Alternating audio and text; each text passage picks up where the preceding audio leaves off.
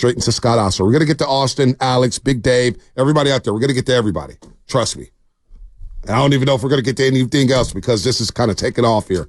Scott Ostler, longtime columnist for the San Francisco Chronicle, good friend of the program, good friend of ours, wrote an article. And Scott, I got to say, Lutman dropped this article in our thread literally after our show call when we were discussing, we may have to have a discussion about Stephen Curry and whether it's best to not necessarily move on, but are the Warriors closer to contending with Steph or are they closer to the bottom with Stephen Curry? And then, next thing you know, we get your headline, why the Warriors need to consider the unthinkable, trading Stephen Curry. Now, Scott, good morning to you. Thanks for spending some time with us. What led you to writing this column about Stephen Curry and thinking about that? What made this start to float in your brain? Because it was floating in ours. Hey, Bonte and Shasky. Hey, good talking to you guys. And you owe me a debt because I saved you a lot of grief because I brought it up, and so you can be just the guy that's letting me air my opinion. And this is exactly what I'm doing, Scott. You're the meat shield, and we'll be Leonidas standing with the other 300 trying to take the arrows from the enemy. Scott, I'm just laying it out for you to play it out. That's all I'm doing. Yeah. And by the way, I appreciate you guys flushing that caller earlier that said I was past my prime. Oh yes. I want that person to know I never had a prime, man. I skipped right.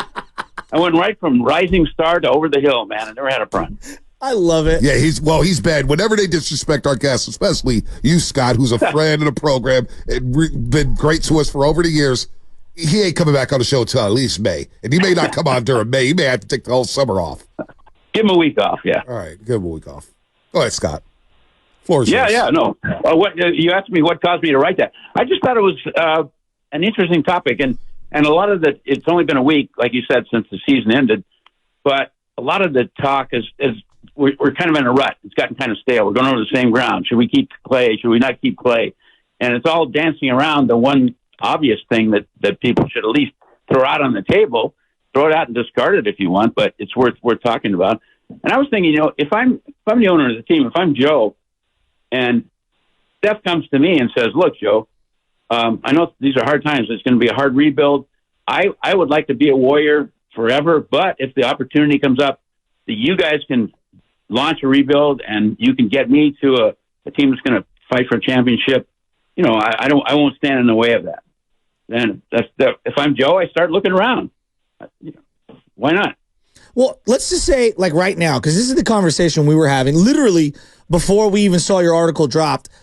Are they closer to being a contender, even if they make some wild trade, right? Are they closer to being a contender or just embracing the rebuild? I think it's closer to embracing the rebuild than most fans want to admit. Yeah, no, I think that's true. And in a weird way, Shafty, what you guys were talking about in the last segment is bringing in LeBron. And that I would never think I would be saying this, but I'd sign up for that. I'd sign up for a year or two of LeBron. Of course you would, because the Chronicle will sell so many papers because of LeBron. It has nothing to do with basketball. He's still amazing. It has everything to do with content. Come on, Scott. Business would be booming. It would be booming. It would. And you'd have to extend the games by about 10 minutes because you'd have, with Draymond and LeBron, you'd have two of the greatest crybabies in the history of the sport. So every foul would be a drama. Man. But it would be interesting. Think of the stuff LeBron could bring, man. If he's attacking the rim, how much would open up the outside? Come on. I completely agree. Let me ask you this. I agree with the way he plays. I just don't want to deal with it. Him and Steph would make beautiful music together. You're kidding yourself. Hey, what did they do? Lose in the first round or second round? I mean, first round or second round? Did they make a West Finals? Oh, come on, man. I know. It's the Over the Hill gang. It's the Golden Boys. Exactly. When has the Over the Hill gang ever won something in the NBA? Honestly. I remember when the Rockets went back-to-back, and I was like, ooh, the Rockets made three-peat. And they got swept the next year by the Sonics, and it was like, oh, it's really over. Like, they got old overnight. And the Warriors have had a great run for a decade. That's why I'm trying not to keep these guys running there. It's an unprecedented run. It's all-time run. But at some point, age does catch up. And with the West being as loaded as it is, with all these young, as you wrote in your article, it's getting faster, getting more athletic, springy, all these things. How do the Warriors do that by bringing in LeBron? Yeah. And one thing about if you're kicking around the idea of trading Steph is if you're a real fan of Steph, you don't want to see the guy get embarrassed by having to play with guys who are faded and can't keep up and nobody can play defense and it just becomes a ragtag gym kind of game. You don't want to see Steph have to put up with that kind of stuff. No.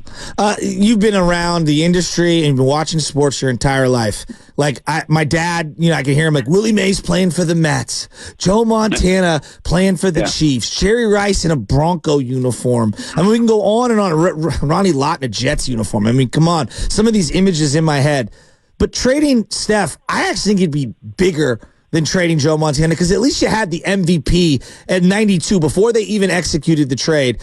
Steve was the MVP, and only one guy can play quarterback. This would be the biggest trade of all time, right, in the Bay Area?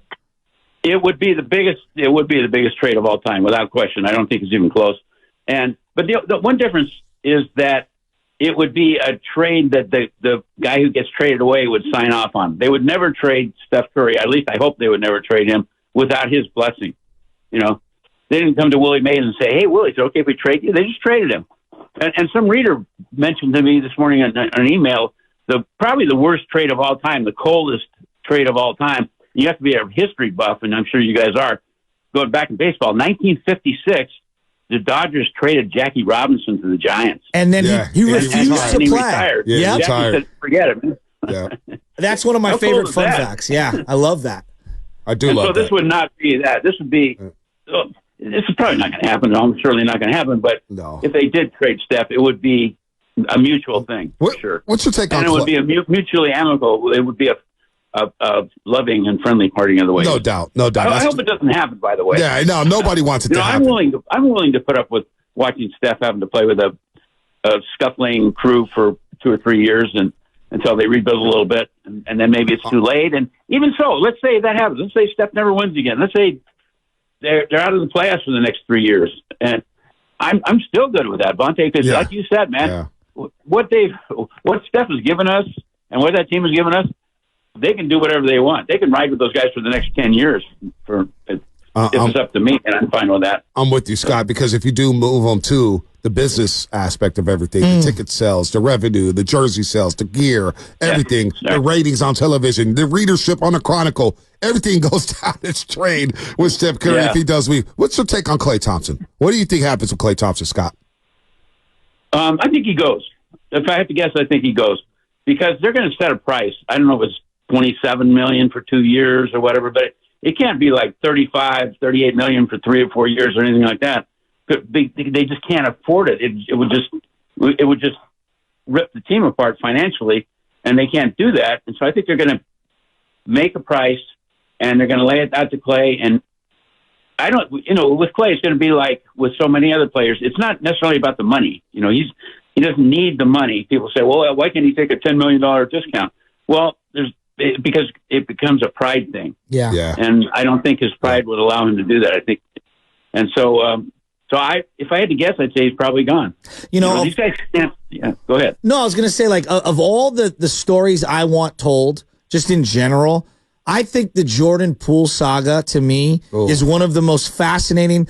Kevin Durant's going to get all the headlines, and there's a whole ecosystem of ego regarding Draymond, Steph, KD, fan appreciation, rings being real and not real, and signing up with a team that you should have been able to beat. Like, there's so many elements of that, like the KD thing. But to me, the juicier one is Jordan Poole. This is the ascension of what I thought was going to be a potential superstar. And just to see it a year later, like, I have such buyer's remorse from that trade. Man, I don't know. Like, as a writer, do you think like that's the untold story you want told from this dynasty, or is there something else I'm missing? No, I think it's an interesting story. There's something interesting I read yesterday in The Athletic. They did. I hate to pimp the opposition, but they did a nice thing. It's called the Anonymous NBA Players Poll. Right. You probably saw it. But one of the interesting things I thought in that was that the most overrated player. And I think Rudy Gobert was number 1, but I think Jordan Poole was number 2 or 3. Yeah, he was 2. So apparently the guys in the league think he's a bit of a fraud. Yeah, he was number 2. He did end the year well. Since March 1st, he did average 22 and 6, shot 36% from 3, at 40, I want to say 43%, maybe 44% from the floor. I'll double check that. But he did end the season well. Hopefully he gets his game back, because he was lost for at least a year and a half, JP there. So Scott Ostler, his article in the Chronicle right now, really good. Give it a read. He's not advocating trading Stephen Curry. He's not doing that. He's not advocating that. But He did it right. Why the Warriors need to consider the unthinkable, and that's trading Steph Curry. It's a fascinating article. It has been a fascinating topic here on the Morning Roast today. Scott, always thank you for the time. Hope the kids are well. Tell the wife we said hi. Thanks, fellas. I appreciate you having me on. Anytime. Scott Ostler, the best. Multi columnist with the San Francisco Chronicle. The fact that he was listening to her BPA get flushed just makes my day. Oh, it made your day. Take that, BPA. I'm not scared. Yeah, well, you be scared.